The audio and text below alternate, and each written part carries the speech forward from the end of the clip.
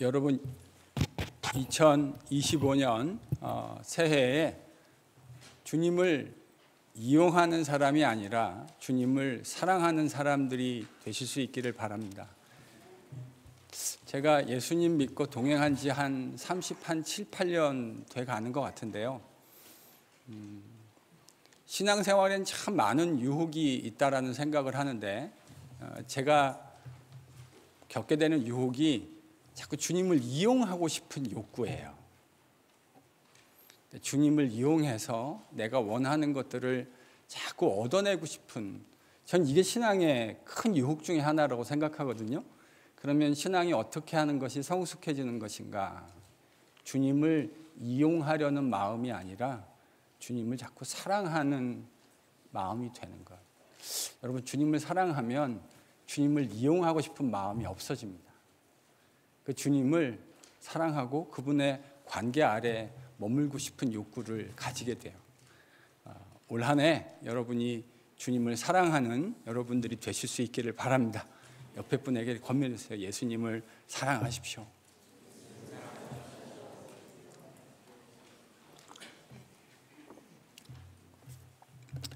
예수님을 사랑하는 사람에게 나타나는 아주 현저한 결과가 하나 있는데요. 그건 뭐냐면 말씀을 사랑하게 되는 겁니다. 주님은 보이시지 않습니다. 근데 어떻게 주님을 사랑할 수 있겠습니까? 말씀을 통해서 주님과 교제하는 겁니다. 올 KPC 안에 말씀의 부흥이 일어날 수 있기를 바랍니다.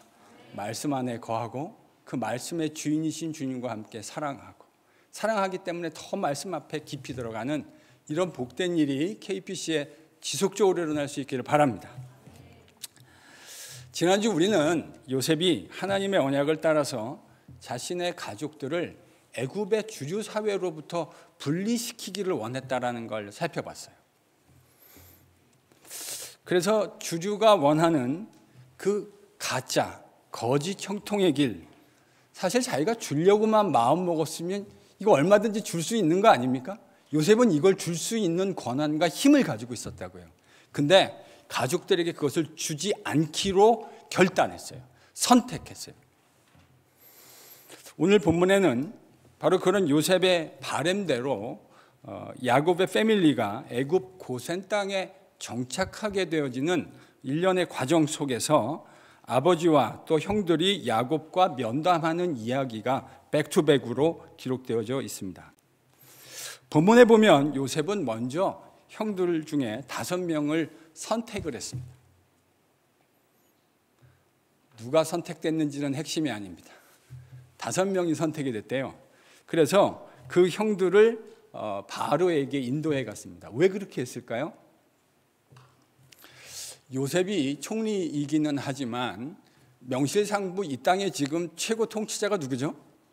바로입니다. 그러니까 바로의 허락이 필요한 거죠. 외국인들이 거주하기 위해서 바로의 제가가 필요했기 때문일 겁니다. 요셉이 예상했던 대로 바로는 형제들에게 당신의 직업이 뭐냐 이렇게 질문합니다. 형제들은 자신들이 목자이고 선조 대대로 계속 목자였다고 정직하게 대답했습니다.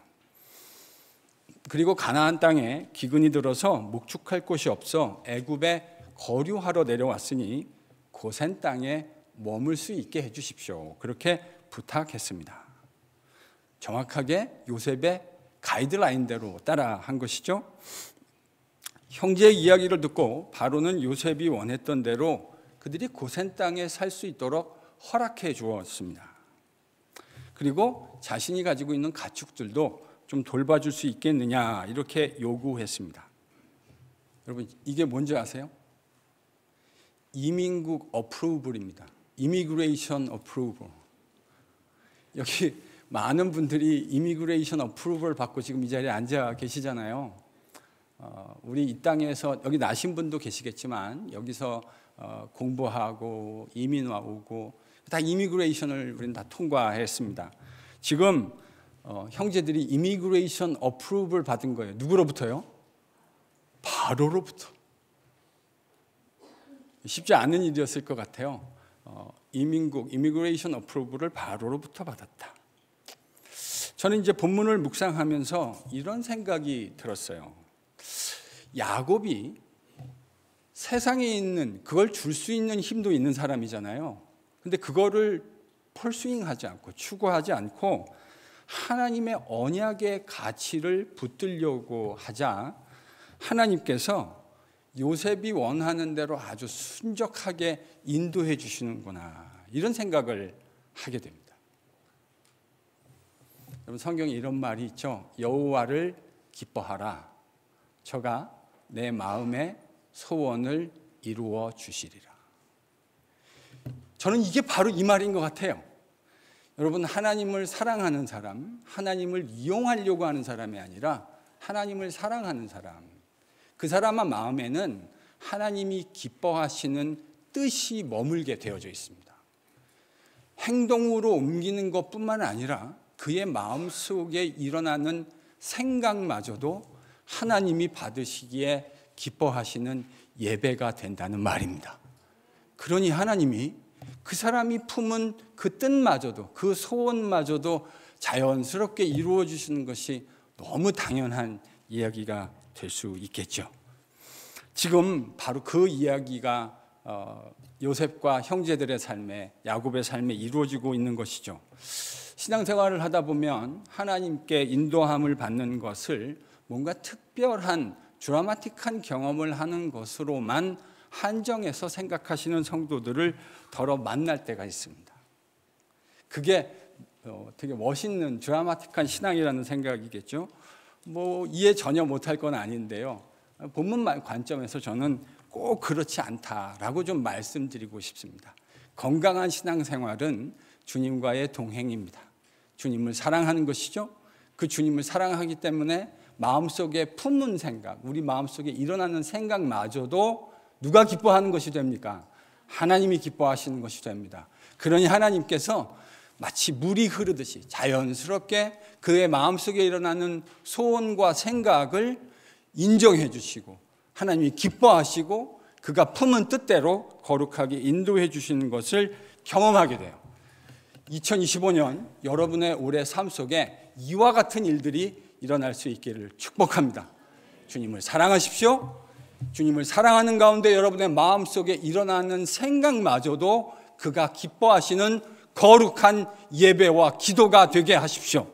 그러면 여러분의 품은 뜻들을 하나님이 놀랍게 아름답게 인도해 주시는 귀한 경험을 하게 될 줄로 믿습니다. 2025년 성구영신 예배 드릴 때 우리 이 이야기를 한번 검토해 보십시다. 과연 하나님이 그렇게 하셨는가? 그 아름다운 축복들이 저와 여러분에게 일어날 줄로 믿습니다. 아멘 하신 분은 반드시 그렇게 될 줄로 믿습니다. 이렇게 해서요, 요셉의 형제들은 이제 고센 땅에 이미그레이션 통과해서 합법적으로 머무를 수 있게 되었습니다. 이렇게 형제들과의 면담이 종료되고 난 후에 창세기 저자는 또 다른 만남을 하나 우리에게 소개해주고 있는데 그것은 바로와 야곱의 만남입니다. 근데 여러분, 형제들과 바로가 만나는 이 만남과 바로와 야곱이 만나는 만남을 한번 이렇게 병렬로 놓고 적스타포즈 해놓고 이렇게 보시면 되게 흥미로운 게 있어요. 그게 뭐냐면 바로와 형제들이 만나는 데 있어서 누가 주도권을 잡고 있다는 생각이 드세요? 그 대화를 한번 보세요. 누가 주도권을 갖고 있는 것 같아요? 제가 질문을 한 것 같습니다. 바로가 주도권을 가지고 있습니다. 바로가 주도권. 근데 바로와 야곱의 대화가 연이어서 보도되고 있는데요. 누가 주도권을 잡고 있다고 생각이 드세요? 여러분 7절 그리고 10절을 연이어서 같이 읽겠습니다. 7절과 본문 10절입니다. 같이 읽죠. 시작.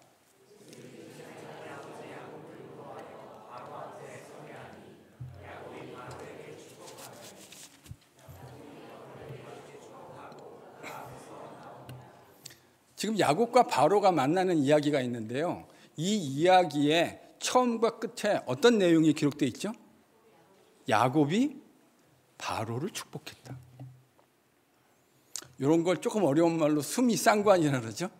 바로와 야곱이 만나는데 이 이야기의 처음과 끝에 창세기 기자는 뭐라고 기록했냐면 바로가 야곱을 축복했다가 아니라 야곱이 바로를 축복했다. 좀 이상하지 않으세요? 우리가 가지고 있는 커먼 센스를 생각해 보면 이 단락에서 축복의 주체는 누구여야 더 맥센스 합니까? 바로가 야곱을 축복했다. 이게 우리가 가지고 있는 일반적인 생각일 텐데 창세기는 분명하게 바로가 야곱을 축복한 것이 아니고 야곱이 바로를 축복했다. 그것도 한 번이 아니라 두 번이나 기록했다. 뭐 하는 거죠? 강조하는 겁니다.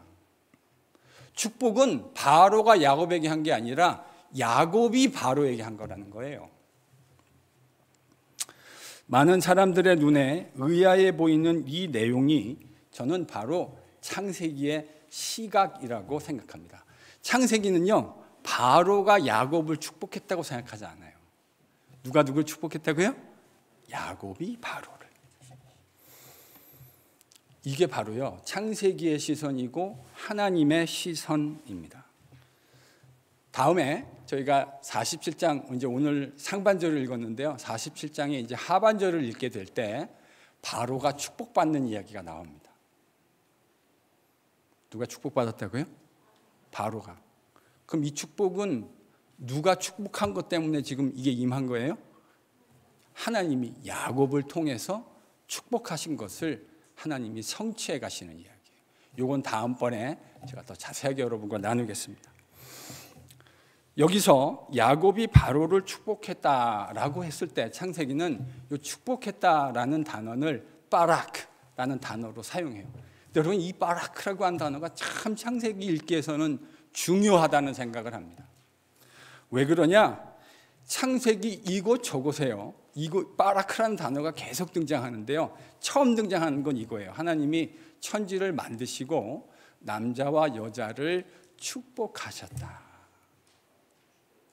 그 축복하셨다가 뭐라고요?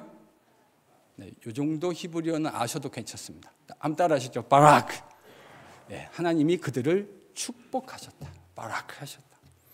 그 다음번에 등장하는 건요, 창세기 12장이에요. 하나님이 아브라함과 언약을 맺으시는데, 언약을 맺으시면서 하나님이 아브라함을 축복하시고 네가 축복의 근원이 될 것이다, 축복의 통로가 되고 리소스가 될 것이다 약속하시는 바로 그 장면에서도 바라크가 사용되어집니다.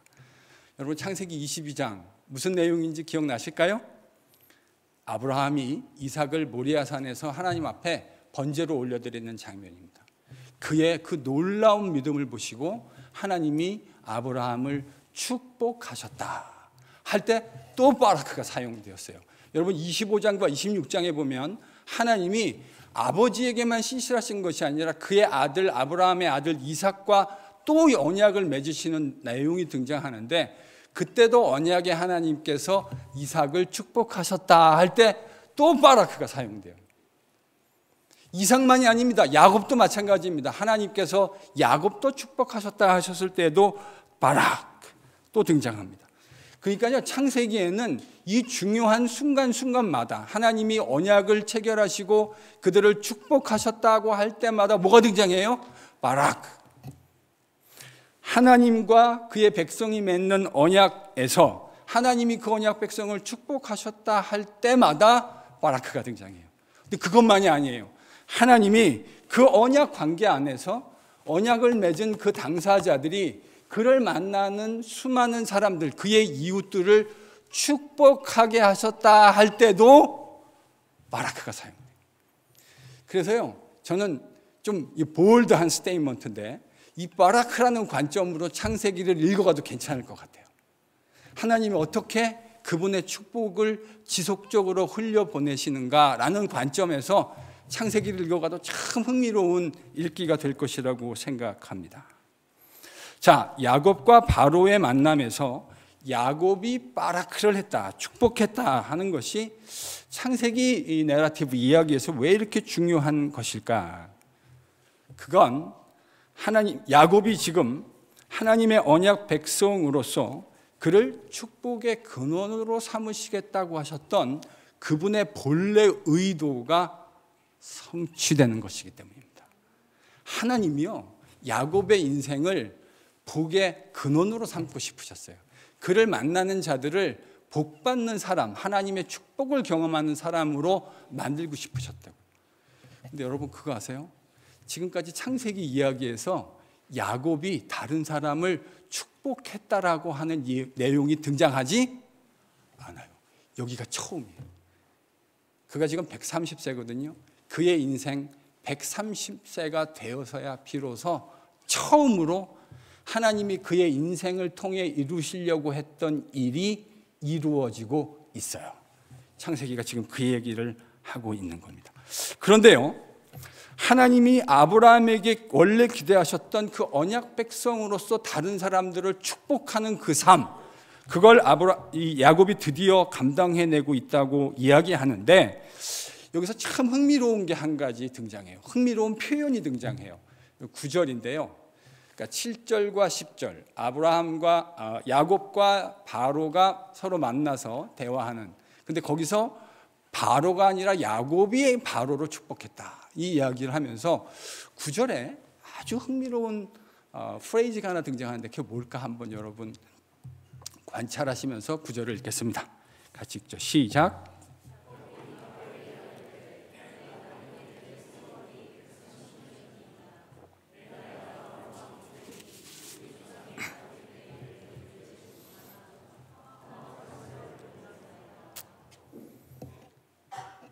제가 어떤 프레이즈에 좀 오늘 포커스하고 싶을까요?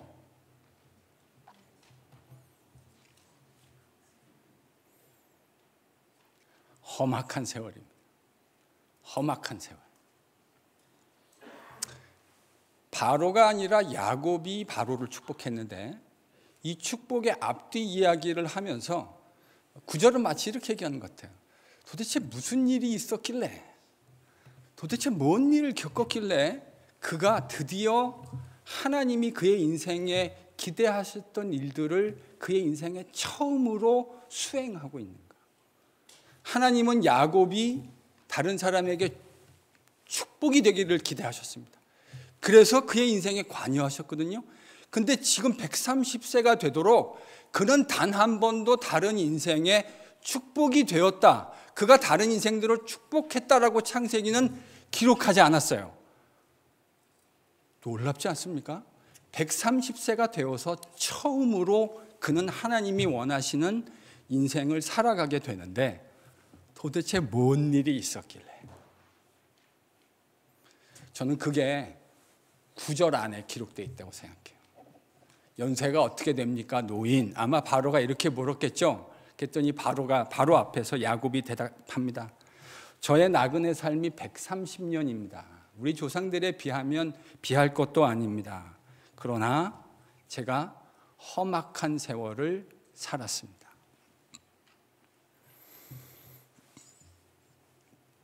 저는 그가 사용한 험악한 세월이라고 하는 표현에서 눈을 뗄 수가 없었어요.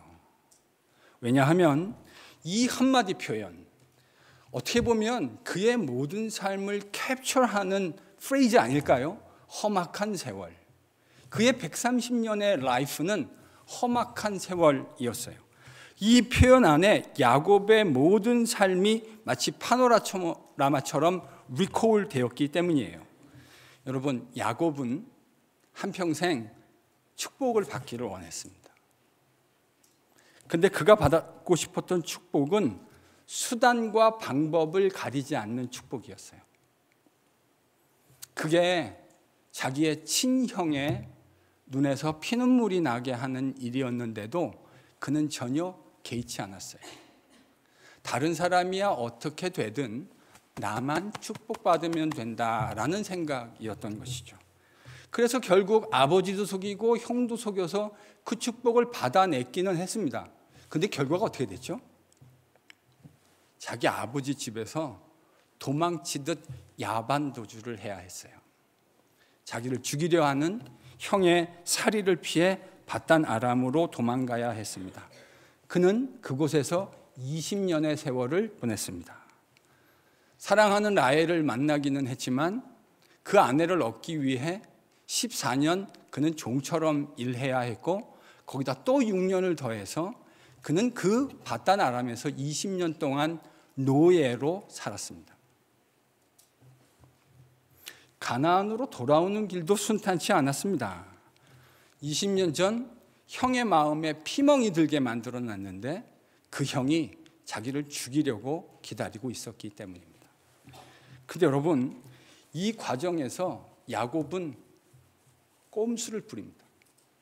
저는 야곱 그러면 다음에 자동으로 떠오르는 단어가 꼼수예요. 야곱 꼼수의 대가. 근데 이 꼼수가요, 얼마나 치졸한 꼼수인지 아세요? 그의 인생이 꼼수의 연속이었는데요. 이 야복나루에서 꼼수는 좀 치사해요. 자기가 그렇게 사랑하는 라헬보다도 뒤에 있고요. 자기가 그렇게 사랑했던 요셉보다도 뒤에 있어요. 치사하지 않으세요? 저는 이런 사람이 제 아버지면 싫을 것 같아요.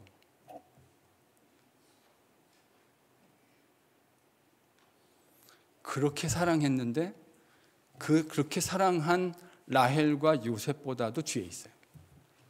심산이 뭐죠? 형이 그들을 치면 그들이 쓰러지는 그 뒤에서 나는 도망가겠다는 겁니다. 그날 밤 하나님은 천사를 보내십니다. 그리고 그의 허벅지 고관절이 위골되게 하십니다. 무슨 뜻일까요? 도망 못 가는 거예요. 이제 더 이상 도망 못 가는 거예요. 그런 꼼수 부리는 삶 더 이상 살 수 없게끔 만들어 가신 것이죠. 그렇게 해서 가나안으로 돌아오는 과정에서 그는 라헬이 베냐민을 낳다가요, 그렇게 사랑하던 아내 라헬을 먼저 떠나 보냅니다. 가나안 정착 과정에서는 디나의 불미스러운 일도 있었고 그 일이 계기가 되어서 야곱의 아들들은 세겜성의 모든 남자들을 죽였습니다. 그것도 아주 치졸하게.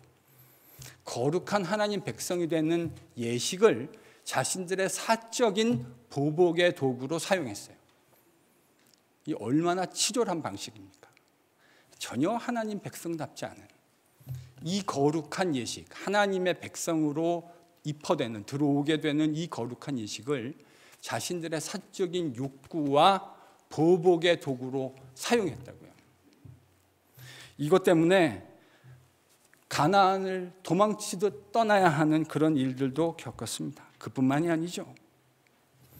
가나안 땅에 도착해서요, 자기 아들들의 입으로 자기가 그렇게 사랑했던 요셉이 짐승에 찢겨서 죽었다고 생각하게 됐어요. 이게 아비로서 얼마나 큰 슬픔일지 상상이 잘 안 됩니다. 그게 끝이 아닙니다. 큰 흉년이 와서 그 흉년을 피하기 위해서 요셉이 살아있는 줄도 모르고 애굽에 양식을 구하러 보냈는데 총리가 막내 아들 데리고 오래요. 그래서 그는 그게 너무나 싫었는데, 죽기보다 싫었는데 그 베냐민도 포기하는 결단을 해야 했습니다. 여러분, 이 모든 게 어떤 표현 안에 지금 녹아 있는 거예요? 험악한 세월. 험악한 세월 맞지 않습니까? 이 정도 살았으면 험악한 세월이라는 표현이 맞죠? 사랑하는 아내 먼저 보내고 생떼 같은 사랑하는 아들도 먼저 보내고 남은 막내 아들도 내보내야 하는 이 기막힌 인생을 살았으니 험악한 세월이라는 표현보다 더 좋은 표현을 생각하기가 어렵습니다. 근데 여러분, 도대체 이 험악한 세월이라는 이 세월이 담고 있는 표현이 야곱에게 뭐를 의미하길래 그는 바로를 축복할 수 있는 사람이 되었을까? 전 이게 궁금해졌어요. 도대체 이 세월이 그에게 뭐를 의미했길래, 이 세월 동안 그는 뭘 배웠길래 일개 가나안의 촌부로서 당시 가장 강대국이었던 이집트의 바로를 블레싱하는 사람이 될 수 있었을까? 도대체 그가 뭘 배운 걸까? 그는 앞서 말씀드린 대로 축복이 수단과 방법을 가리지 않고 쟁취하는 것이다, 그렇게 생각했습니다. 그것만 얻어낼 수 있으면 형제들, 내가 사랑하는 사람들의 눈에 피눈물이 나든 안 나든 그는 관계하지 않았어요. 관여치 않았어요. 관심 없었다고요. 나만 축복받으면 된다 생각했습니다. 그런데 그 험악한 세월을 겪어가는 동안 그는 그가 간절히 원했던 모든 것들을 하나하나 내어놓아야 했습니다. 라헬도 내어놓아야 됐고요. 요셉도 내어놓아야 했고 베냐민도 내어놓아야 했습니다. 그렇게 자기가 간절히 원했던 것들을 하나하나 one at a time 하나씩 릴리스하고 내어주는 과정을 통과하면서 그는 자신도 모르는 사이에 하나님의 손에서 빚어져 갔던 거예요. 그리고 그 과정 속에서 뭘 배우게 되냐면 축복은 내가 꼼수 부리고 머리 써서 얻어내고 쟁취한다고 얻어지는 것이 아니라 그걸 지금 바단 아람에서 가나안살이에서 수많은 것들을 하나씩 내어놓는 과정 속에서 배워가게 됐던 거죠. 그리고 축복이 뭐라는 걸 깨닫게 되는 거죠. 하나님이 부어주셔야 축복이 되는 것이다. 내가 얻고 쟁취하고 수단과 방법을 가리지 않고 얻어내려고 한다고 축복을 얻어지는 것이 아니라 하나님이 그의 인생 가운데 이것을 허락해 주셔야만 진짜 축복이 되는 것이구나. 그러니까 축복은 그 하나님의 축복을 담아낼 수 있는 베슬, 그릇으로 준비되어져 가는 과정이었다라는 사실을 그가 이 험난한 세월을 지나가며 배우게 됐던 거예요. 여러분, 그래서요, 이 험난한 세월이라고 하는 야곱이 사용한 이 프레이즈 하나 안에서 저는 그의 성숙과 겸손과 인생을 바라보는 통찰이 느껴집니다. 우리 그럴 때 있잖아요. 어떤 문학적 표현, 인생을 허투루 살지 않고 진지하게 고민하며 살았던 사람이 그 인생의 수많은 묵상 가운데 만들어낸 딱 한마디 단어나 표현을 통해서 무릎을 탁 치게 되는 경우가 있어요. 저는 오늘 이 표현이 무릎을 정말 딱 치게 돼요. 험악한 세월. 여러분, 우리가 야곱만큼은 아닐지라도 우리 모두도 나름대로 우리가 살아온 험악한 세월이 있을 것 같습니다. 저도 마음 먹고 제가 살아왔던 험악한 세월을 이야기하면 얘기할 것이 나름 있습니다. 물론 저와 비교할 수 없는 험악한 세월을 사는 분도 있을 거예요. 저는 야곱에 비하면은 비할 것 아니라고 생각하긴 하지만 제 나름대로 험악한 세월을 살아왔습니다. 여러분 가운데도 분명히 나름대로 험악한, 사실은 여기에 있는 우리 모두는 나름대로 험악한 세월을 살아왔을 것입니다. 그리고 또 앞으로 살아가실 겁니다. 저는 하나님이 우리의 인생 가운데에도 험악한 세월을 주시는 이유가 여기에 있지 않을까 싶습니다. 제가 교인들과 함께 신앙생활을 하면서 깨닫게 된 게 몇 가지 있는데요. 저를 포함해서 사람은 자기를 잘 보지 못합니다. 그래서 테스 형이 뭐라 그랬죠? 테스 형 모르세요? 네 자신을 알아. Know yourself. 사람들이요, 자기를 잘 모르더라고요. 저 포함해서.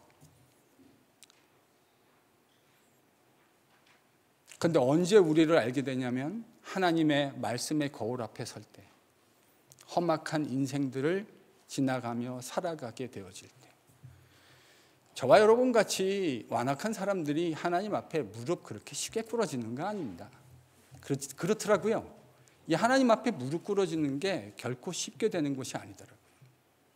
험악한 세월을 지나가면서 우리가 얼마나 연약하고 부족한 사람인지를 깨닫게 되어질 때, 그 앞에서 창조주의 위엄과 그분의 능력을 경험하게 되어질 때, 여러분 그때 무릎은 꿇어지는 거더라고요. 저는 험악한 세월을 지나가면서 기도를 배웠습니다. 제가 그 전에 기도를 안 했다는 말이 아니에요. 근데 기도는 언제 배워졌냐면 그 험악한 세월을 지나가면서 새벽이 되면요, 딱 일어나서 무릎이 자동으로 꿇어집니다. 하나님 없으면 살아갈 수 없다고 하는 정직한 인생의 참된 실존을 그 험악한 세월을 지나가며 배워가게 되는 거예요. 저는 바로 야곱이 그 험악한 세월을 지나가며 이걸 배우게 되었다고 생각해요. 이걸 배우고 나니까 어떤 일이 벌어집니까? 참 겸손하지만 그러나 정말 당당하게 대제국 이집트의 바로 앞에서 뭘 했다고요? 그를 축복하게 되었다. 멋지지 않습니까? 저는 이런 인생이 되었으면 좋겠어요. 힘 있는 사람 앞에서 겸손하지만 절대 비굴하지 않게 당당하게 하나님 백성으로 천지의 창조주를 아버지로 모시고 사는 사람으로서 그가 보여줄 수 있는 겸비함 속에 느껴지는 이 당당함, 사모되어집니다. 저는 제 인생이 이런 인생이 되었으면 참 좋겠어요. 저는 여러분의 인생도 그렇게 되었으면 참 좋겠어요. 이게 하나님이 우리에게 기대하시는 겁니다. 참 역설적이지 않을 수 없습니다. 가나안의 촌부 야곱이 대제국의 황제인 바로를 축복하고 있다. 이게 창세기 하늘의 시각입니다. 역설적이긴 하지만 진리입니다. 저는 이런 관점에서 고지론이 성경적이지 않다고 생각해요. 높은 곳에 올라가서 사람들에게 큰 영향력을 미칠 수 있는 신분이 되어질 때 하나님이 우리를 통해서 큰 영광을 받으신다. 여러분이 영광을 받고 싶으시겠죠. 진짜 여러분 질문해 보세요. 내가 그 영광을 받는 것에 진짜 관심이 있습니까? 아니면 정말 나를 통해 하나님 영광 받으시는 게 여러분의 진짜 관심입니까? 스스로 속지 마십시오. 성경은 우리에게 그런 식의 영광을 이야기한 일이 없어요. 요셉을 보세요. 우리가 요셉 얘기할 때 뭐 얘기했죠? 그는 총리가 되어서 하나님을 영화롭게 하고 사람들을 복되게 하는 인생을 살지 않았어요. 그는 애굽의 종일 때부터 그를 만나는 모든 사람들이 축복을 경험하는 사람으로 살았다고요. 성폭행범이라고 하는 기막힌 오명과 누명을 뒤집어 쓰고 감옥에 있을 때에도 그는 그를 만나는 모든 사람에게 축복의 근원으로 살았습니다. 여러분 야곱도 보십시오. 그가 지금 사회적으로 놀라운 스테이러스를 가지고 있기 때문에 바로를 축복한 것이 아니지 않습니까? 그는 가나안에 여전히 촌부이고 바로와는 비교했을 때 견줄 수도 없는 신분이었어요. 그러나 하나님의 고난을 통과하며 그 험악한 세월 속에서 하나님의 손에서 빚어진 이 야곱은 대제국의 황제인 바로 앞에서 겸손하지만 그러나 당당한 하나님의 사람으로 그를 축복할 수 있었다. 이것이 창세기의 시각이라는 사실을 저와 여러분이 깨달을 수 있기를 축복합니다. 사랑하는 성도 여러분, KPC는 인생의 참된 축복을 성경적으로 재정의하실 수 있기를 바랍니다. 돈 많이 벌고 세상에서 높은 지위를 가지고 있고 사람들이 부러워할 만한 잡과 스테이러스를 가지는 것을 성경은 성공이고 축복이라고 말하지 않습니다. 그거는 하나님이 원하시면 어떤 사람에게 주실 수도 있고 주시지 않을 수도 있어요. 무슨 말일까요? 주실 수도 있고 주시지 않을 수도 있다. 본질이 아니라는 말입니다. 하나님이 주시는 진짜 축복은 모든 사람이 향유할 수 있는 거예요. 모든 사람이 경험할 수 있는 거예요.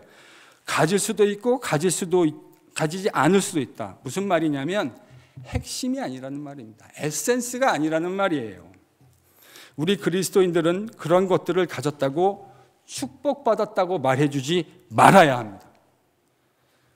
저는 성도들이 그런 것들을 경험한다고 할 때 그걸 보고 그 자체로 축복이라고 생각하지 않습니다. 왜냐하면 그게 축복일 수도 있고 축복이 아닐 수도 있잖아요. 근데 하나님이 주신 축복이 아닌데 목사가 무슨 권한으로 그걸 하나님이 주신 축복이라고 얘기합니까? 이런 것들을 자꾸 교회가 축복이라고 부르니까요, 세상이 우리를 하찮게 여기고 우습게 보는 거예요. 경외심이 전혀 느껴지지 않아요. 왜? 그런 종류의 탐욕은 세상 사람 모두 다 가지고 있는 것이거든요. 우리가 언제 어떤 사람에 대한 경외하는 마음과 리스펙트를 가지게 됩니까? 나와는 비교할 수도 없는 영적 내공을 가지고 있는 사람을 볼 때 그때 여러분 진짜 리스펙트가 만들어지는 거 아니에요? 저는 그래서 앞으로 그런 류의 것을 가지고 있는 사람들, 저는 절대로 축복받았다고 불러주지 않을 겁니다. 저만 그렇게 안 부르면 안 돼요. 여러분들도 같이 동참해 주셔야 돼요. 아멘? 우리 그런 거 가진 사람을 보고 축복받았다고 말해주지 맙시다. 그건 성경이 말하는 축복이 아니에요. 그럼 뭐가 진짜 축복입니까? 내가 하나님의 은혜를 마땅히 받아 누릴 수 없는 죄악덩어리 죄인이라는 사실을 깨닫는 것부터, 거기에서부터 여러분 하나님의 진짜 축복이 시작되어집니다. 여러분 그런 마음속에 뭐가 있냐면 하나님의 십자가의 놀라운 은혜와 부활의 영광이 임하는 거예요. 여러분 이게 진짜 축복이에요. 그래서 내가 하나님의 그 십자가 은혜와 부활의 놀라운 은혜를 담아내기 어려운 사람인데 그 은혜를 입게 되었다라는 사실을 깨닫는 곳에 하나님의 은혜가 임합니다. 제가요 목사로 살면서 깨달은 거 있어요.